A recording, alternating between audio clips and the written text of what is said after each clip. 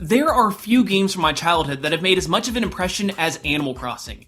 To this very day, I am mesmerized by walking to the tranquil music, decorating my house, and running errands for my fuzzy neighbors, but even though I've been playing the series since it first came to America in September of 2002, this seemingly new franchise had more to its history than meets the eye. You know, like Beast Wars, the Animal Transformers, because this is the Animal Crossing video. Okay, let's move on.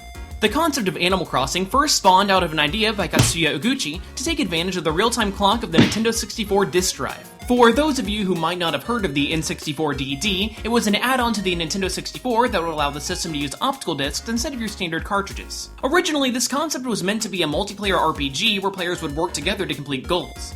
You heard me right. Animal Crossing was supposed to be an RPG complete with dungeons, bosses, and all that grindy leveling goodness.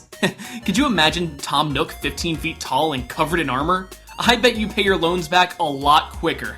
For this early draft, communication was a key element for the game, but Oguchi also wanted the game to feature animals that appeared to help the players. This would take advantage of the internal clock by allowing different animals to come out at different times of the day, such as wolves appearing at night. This initial concept is what spawned the entire animal motif of Animal Crossing. Yet, over the course of production, Oguchi started taking away pieces from the game. No more dungeons, the bosses were axed, and the overall story was flat out removed. The team had taken the game and shrunk it down to just the mechanics they wanted to focus on. Oguchi later stated in an interview that, quote, "A story would just get in the way of what makes the game fun."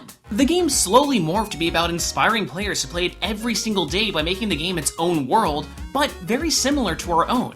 As Oguchi said, Animal Crossing is an inconvenient world. He went on to say that players want a feeling of satisfaction, but if we give it to them, that's the end of it and we're done. That's why you can't catch every single fish all year round, or why you can't sell your items after the shops close. Life is inconvenient, but you know what? That's perfectly fine. What's most important though is that players could play and progress through the game at their own pace. These concepts are what formed into what the franchise looks like today, Dobotsu no Mori, or Animal Forest. After several delays to the N64DD and the drive ultimately turning out to be a commercial failure, development for Animal Forest shifted to the Nintendo 64 itself and was released in April of 2001.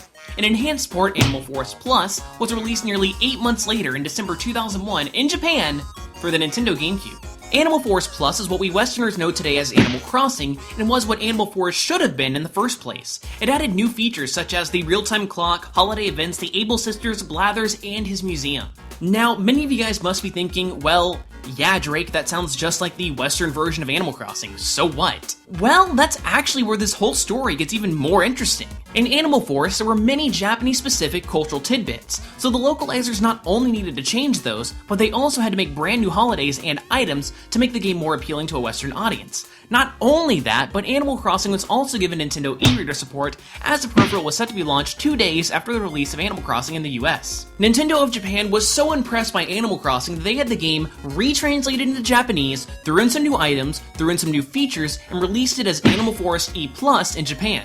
And so that ends the strange tale of Animal Crossing, the RPG that turned into a life simulator that was so well translated it was retranslated back into its native language. Not only did we get a truly one-of-a-kind game, but it spawned an entire franchise that spread smiles and even various cultures to the masses through its holidays. But at the end of the day, Animal Crossing will still have its unsolved mysteries. Like, why the heck does the main character have horns? The world might never know.